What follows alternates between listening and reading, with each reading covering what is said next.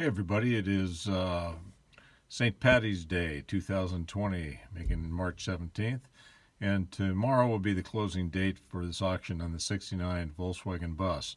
Great running bus. It's been moved up and sitting in my garage now.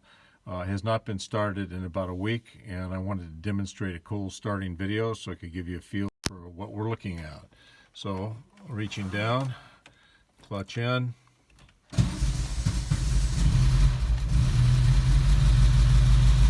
We've got a cold start, just transpired. Gauges, vintage radio.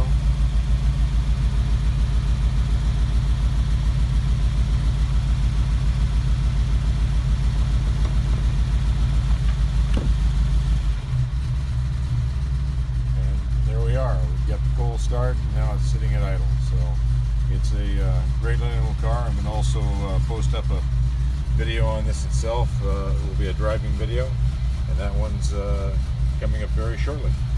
Thanks very much for looking, and that's the cold start for you.